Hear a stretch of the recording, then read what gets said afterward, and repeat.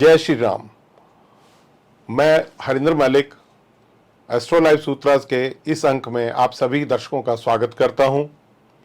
Nitin sir ने पिछले बार आत्मविश्वास किस भाव में छिपा है इसके बारे में कुछ चर्चा की थी और उस अंक में सर ने यह भी कहा था कि हम अगले अंक में इसके बारे में और विस्तार से चर्चा करेंगे, कुछ कुंडलियों के माध्यम से और कुछ चंद्र राशि के बारे में। इससे संबंधित आपके बहुत सारे प्रश्न भी आए, उन प्रश्नों का उत्तर भी जानेंगे। तो हम ज्यादा विलंब नहीं करते हैं और अब चाहेंगे कि नितिन सर आकर हमारी जिज्ञासा को शांत करें। नितिन सर, जय श्री राम। जय श्री राम मलिक जी। सर, कुछ हमारे व्यूअर्स दर्शक जो हैं कुछ नए भी हैं, उनको कुछ हो सकता है उन्होंने वीडियो ना भी देखा हो, तो पिछले वीडियो के बारे में थोड़ा सा बताइए कि इस वीडियो में आपने कौन से सूत्र समझाए थे। अगर आप वहाँ से शुरू करेंगे तो उनको भी समझ में आएगा। नहीं, बिल्कुल आप सही कह रहे हैं। पहले तो जिन दर्शकों ने उस वीडियो को सराहा, उसके बारे में तारीफ़ की, उन सभी का धन्यवाद। आप लोग हमें प्रेरित करते हैं अच्छा काम करने के लिए। जैसा आपने कहा अभी मलिक जी कि उस वीडियो में हमने क्या डिस्कशन किया था। हमने बात की थी कि कॉन्फिडेंस हम कहाँ से देख सकते हैं, और उसके लिए हमने 3 मेन सूत्र की बात की थी। सबसे पहले ये कहा था चंद्रमा जो मन का कारक होता है। अगर आपका जन्म शुक्ल द्वादशी के बाद से कृष्ण चतुर्थी के बीच में है, तो उस दौरान अगर जन्म है और चंद्रमा जिधर भी बैठा हो, जिस भी घर में बैठा हो, वहाँ 2 शुभ ग्रह अगर उसे देख लें तो उस घर से आपको आत्मबल या कॉन्फिडेंस प्राप्त होता है। इसी प्रकार अगर ये कॉम्बिनेशन नहीं है, काफ़ी सारे लोग होंगे जो अमावस्या के दिन पैदा हुए होंगे या किसी और दिन उनका जन्म हुआ होगा, उन परिस्थिति में उन्हें देखना है उनका लग्नेश स्वराशि का, उच्च का या मूल त्रिकोण राशि का जिस भी भाव में है, उस पर अगर एक भी शुभ ग्रह की और दृष्टि आ जाए तो वो उस भाव को पकड़ ले। अगर ये दोनों नहीं है तो आप अपने 10th लॉर्ड को देखें। दशम अधिपति जिस भी भाव में बैठा हो, शर्त यह है कि वो उच्च का होना चाहिए, अपने घर का होना चाहिए या मूल त्रिकोण राशि का होना चाहिए, और तब उस पर शुभ ग्रह की दृष्टि आ जाए, एक भी शुभ ग्रह की, तो आप उस भाव को देखो। तो इन तीनों में आपको जो पहले मिल जाए, चंद्रमा मिल जाए तो उसी पर रुक जाइए, चंद्रमा नहीं मिला तो लग्नेश पर आ जाइए, लग्नेश भी नहीं मिला तो 10th लॉर्ड पर आ जाइए। वो जहाँ बैठता है उस भाव से आत्मबल या कॉन्फिडेंस की प्राप्ति होती है। तो पिछले वीडियो में हमने ये कहा था और उसमें हमने विस्तार से बताया भी था कि इसको आप कैसे देख सकते हैं। हर एक भाव का जो फलित था उसके बारे में जिक्र किया था। अब आप बताइए सर, इसमें एक प्रश्न ये भी आया है कि शुक्ल पक्ष की द्वादशी से कृष्ण पक्ष के चतुर्थी तक ही चंद्रमा क्यों बलवान रहता है, इसमें क्या लॉजिक है? देखो, बात सही है। अब कुछ ग्रंथ अगर हम पढ़ें तो वो कहते हैं शुक्ल पक्ष का चंद्रमा बली है, कृष्ण पक्ष का कमज़ोर है। आपने शायद सुना भी होगा। ऐसा क्यों कहा जाता है? ये कारण ये दिया जाता है कि कृष्ण पक्ष में चंद्रमा दर बतर या रोज़ एक एक दिन वो घटता चला जाता है। तो जो चीज़ घट रही है तो उसको बुरा माना गया, इसलिए कहा गया कृष्ण पक्ष का जन्म होना शुभ नहीं है। वहीं उल्टा अगर हम इसका कर दें, अगर शुक्ल पक्ष का जन्म हो तो धीरे धीरे करके चंद्रमा का बल बढ़ता है, इसलिए कह दिया गया कि वो शुभ है। अब हमने ये क्यों बोला कि शुक्ल द्वादशी? देखिए, पूर्णिमा से 4-5 दिन पहले चंद्रमा धीरे धीरे करके बढ़ भी रहा है और उसका साइज भी, उसकी डिस्क जो है रीजनेबली गुड है, बड़ी नजर आ रही है आकाश में, छोटी नहीं दिख रही। इसलिए हमने शुक्ल द्वादशी को देखा। शुक्ल द्वादशी से पूर्णिमा तक तो वैसे भी शुक्ल पक्ष है, चंद्रमा बली होगा। पूर्णिमा के बाद वो गिर तो रहा है, लेकिन उसके बावजूद उसका जो साइज है वो इतना छोटा नहीं है कि आप उसे नजरअंदाज करें। इसलिए कहा गया कि चतुर्थी तक जन्म है तो भी आपका चंद्रमा बली है, घबराने की कोई बात नहीं है। बहुत बढ़िया सर। आपने पिछले वीडियो के 3 सूत्र जो बताए थे उसमें एक तो बताया सर चंद्रमा, एक बताया लग्नेश, राइट, और तीसरा जिक्र किया आपने दशमेश का। हाँ जी। तो हमारे एक व्यूअर्स हैं, हाँ। वो ये जानना चाहते हैं कि आपने दशमेश का ही जिक्र क्यों किया सर? जायज़ प्रश्न है। पहले तो उन दर्शकों में कहूँगा कि आपने सवाल बड़ा सही पूछा है। लोगों के मन में ये ख्याल आ सकता है कि 10th लॉर्ड ही क्यों, पंचम भाव क्यों नहीं, नवम भाव क्यों नहीं। देखिए, प्रश्न जो दशम भाव का आप पूछ रहे हैं निश्चित ही बहुत महत्वपूर्ण है। दशम भाव से हम बल देखते हैं, व्यक्ति में कितनी जान है। 10th house, 3rd house, 6th house, ये आपके लाइफ में फोर्स को इंडिकेट करता है। जब हम बात ही कर रहे हैं आत्मबल की, तो दशम भाव इसलिए लिया जाता है। जहाँ पंचम भाव आपकी बौद्धिक क्षमता है, बुद्धि से सोचने का प्रयास है। दशम भाव आपकी जिद है, आपके कर्म है। तो इसलिए दशम अधिपति महत्वपूर्ण है कि आप क्या कर्म करें जिससे कि आपको आत्मबल मिले। जी सर, हमारे कुछ दर्शक हैं जिन्होंने अपना एक प्रश्न भी लिखा और उस प्रश्न में मैं भी शामिल हूं कि ये जो 3 सूत्र आपने बताए वो तीनों सूत्र उनकी कुंडली में भी और मेरी कुंडली में भी नहीं लग रहे। अब हमें क्या करना चाहिए सर अपने आत्मविश्वास को बढ़ाने के लिए? जय श्री राम। वीडियो बाधित करने के लिए क्षमा चाहूँगा। एक महत्वपूर्ण सूचना आपको देनी है। आप सभी को ये शिकायत रहती है कि आपके कोर्स कब स्टार्ट होते हैं पता नहीं चलता है, जिस वजह से हम एनरोल नहीं कर पाते हैं। तो आपकी शिकायत दूर करते हुए मैं आपको अभी बता देता हूँ कि जुलाई 2024 में ज्योतिष के हमारे 3 कोर्स, बेसिक के लिए, इंटरमीडिएट कोर्स और एडवांस कोर्स, जिसे शिक्षार्थी, साधक और निपुण कहा जाता है, वो आरंभ हो रहे हैं। उसके प्रवेश आरंभ हो चुके हैं। इसके अलावा अंक शास्त्र और टैरो कार्ड रीडिंग, इनके भी कोर्सेज आरंभ हो रहे हैं। तो जो भी इच्छुक हों, करना चाहते हों, 6-6 महीने के कोर्स रहेंगे। आप नीचे डिस्क्रिप्शन में दिए गूगल फॉर्म को भर दीजिएगा। हमारी टीम आपसे कोऑर्डिनेट कर लेगी और जो भी आपकी इंक्वायरी होगी उसका जवाब दे देगी। अब ये मत कहिएगा कि मैंने आपको पहले बताया नहीं। आइए विषय को दोबारा से आरंभ करते हैं। आप ये कह रहे हैं वो तीनों कंडीशन ही अप्लाई नहीं हो रही। जी बिल्कुल, राइट? जी बिल्कुल। सूत्र नहीं लग रहे का अर्थ ही है। देखो, हाँ, पहली बात तो यह है कि यार इसका मतलब यह है कि कुंडली थोड़ी कमज़ोर है। क्योंकि जिसके चंद्रमा के पास बल नहीं, जिसके लग्नेश के पास बल नहीं, जिसके दशमेश के पास बल नहीं, तो फिर कुंडली में आत्मबल की कमी हो जाती है। सबसे पहले तो ऐसे लोगों को कहा जाता है कि आप ध्यान ज़रूर करें, मेडिटेशन करें, उससे बड़ा फ़ायदा रहेगा। इन तीनों के बाद जब हमें 10th लॉर्ड नहीं मिला तो फिर हम 5th लॉर्ड पर जाते हैं, पंचम भाव पर जाते हैं। पंचम भाव आपकी सोचने की शक्ति है। देखिए मलिक जी, भारत या मैं कहूँ पूरी दुनिया में लोगों को, अधिकतर लोगों को ये पता है क्या सही है क्या गलत है, लेकिन सही गलत पता होने के बाद भी उसके लिए वो कर्म नहीं कर पाते। जैसे सुबह जल्दी उठना सबको पता है बहुत अच्छा होता है, ब्रह्म मुहूर्त में उठना चाहिए, ये भारत में तो कम से कम बात प्रचलित है। लेकिन उसके बावजूद आप कितने लोग देखते हैं जो सुबह 4 बजे पार्क में घूम रहे हो? बहुत ही कम होंगे। राइट? इसका मतलब ये है कि पता होने के बावजूद हम उसे क्रियान्वित नहीं कर पा रहे। पंचम भाव है आपकी बौद्धिक क्षमता का।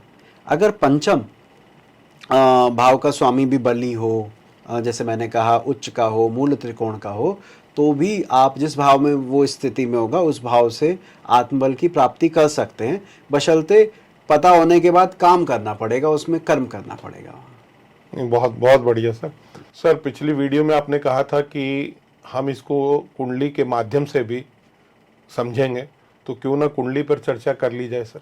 कुंडली पे चर्चा कर ली जाए तो खोलो फोन, आपके फ़ोन में भेजा है मैंने अभी। ओह अच्छा। जी सर, खोल ली कुंडली। कुंडली खोल ली। तो पहले तो बताओ क्या लगन है इसका? लगन इसका मकर है सर। ठीक है। और लगन का स्वामी किस भाव में? अपने से दूसरे भाव में गया सर। ठीक है।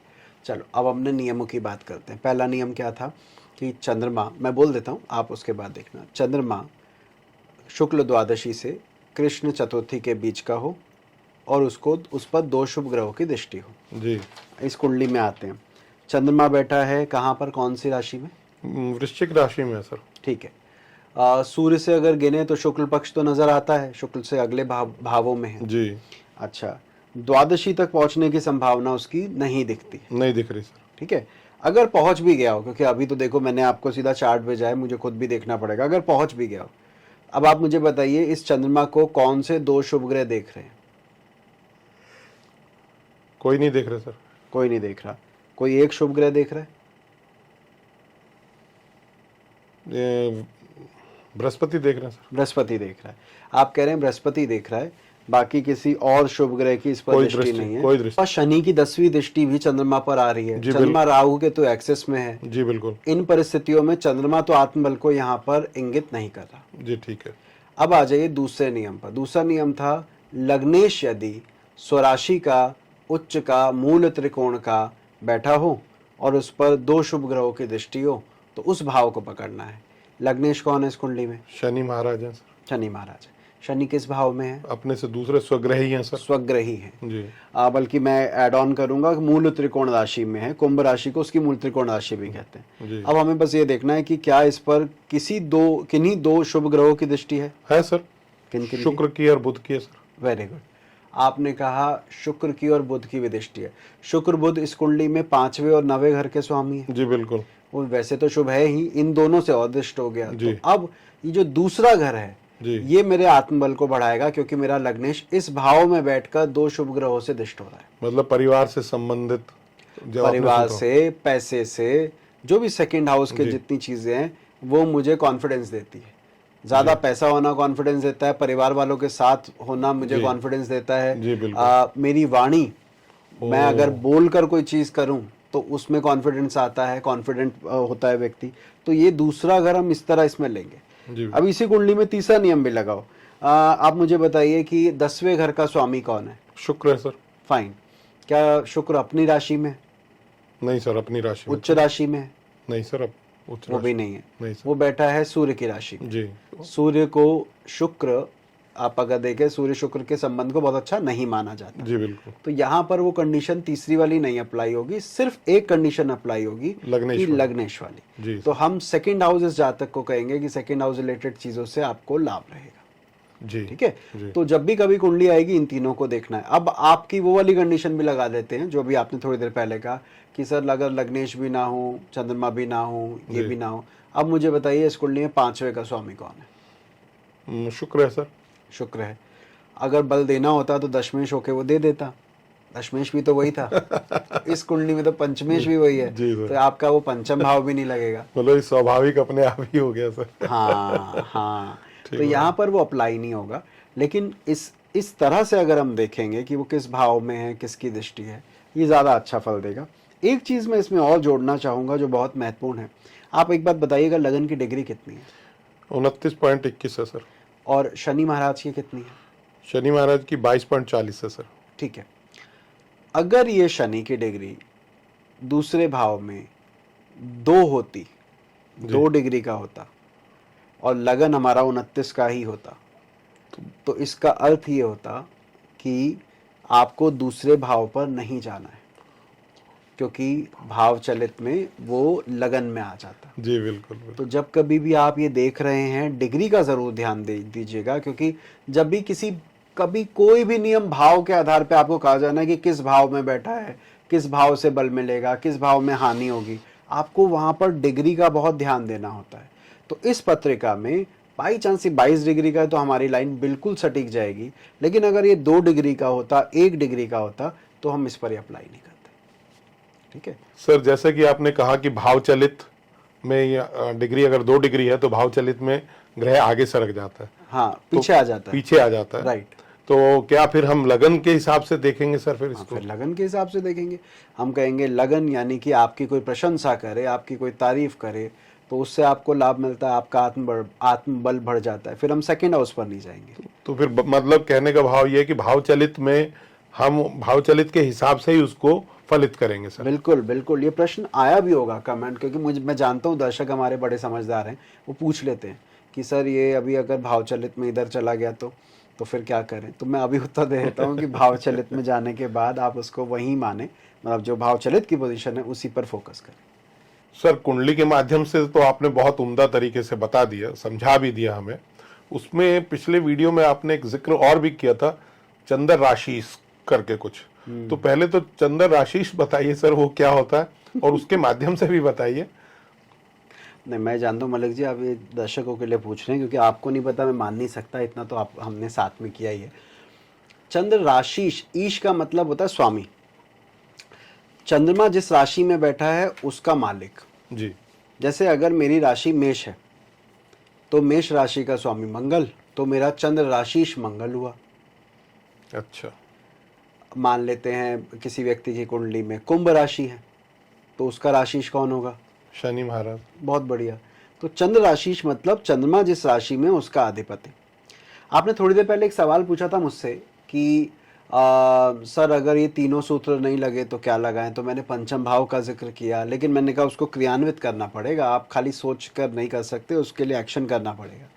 इसी प्रकार चंद्रमा जिस राशि में बैठा हो उसका मालिक भी अगर उच्च का, स्वराशि का, मूल त्रिकोण का हो, तो आप ये मान के चलिए कि वहां से भी आत्मबल की प्राप्ति होती है। अच्छा। आप एक काम कीजिए, जो अभी हमने कुंडली देखी दोबारा उसे खोलिए। खोल लिया सर। ठीक है। अब आप पहले तो मुझे बताओ, इस कुंडली में चंद्र राशिश कौन है? चंद्र राशि सर मंगल। मंगल है, जी ठीक है ना, क्योंकि चंद्रमा वृश्चिक राशि में है, जी इसलिए मंगल है। जी जी। अच्छा, अब आप मुझे बताइए मंगल किस भाव में बैठा है? मंगल 9वें घर में सर। बहुत बढ़िया। मैं उस वीडियो में यही जिक्र कर रहा था कि उसके स्वामी को लगन से मत गिनिएगा, चंद्रमा से गिनिए। आपने जो मैंने पूछा आपसे कौन से घर में है, आपने मुझे बोला नवम भाव में। जी आपने नवम भाव इसलिए कहा क्योंकि लगन से वो 9वें घर में दिख रहा है। जी। लेकिन जब हम चंद्र राशिश की बात करें, यानी कुंडली ओह, घुमा दी, ऐसा। तो हमें चंद्र कुंडली से गिनना है कि मेरा मंगल कहाँ गया। 11वें घर में गया सर। बहुत बढ़िया। तो मेरे लिए 11वां भाव महत्वपूर्ण हो गया।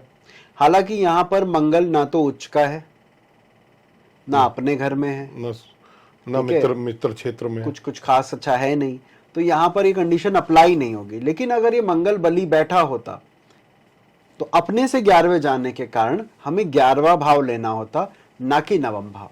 तो पिछले वीडियो में जिक्र आप सही कह रहे हैं, ये हुआ था, पर वो वीडियो की लेंथ की वजह से मैंने कहा था इसको हम अगली बार डिस्कस करेंगे। मैं भूल भी जाता हूँ, आप नहीं होते तो शायद ये होता भी इस वीडियो में भी नहीं होता।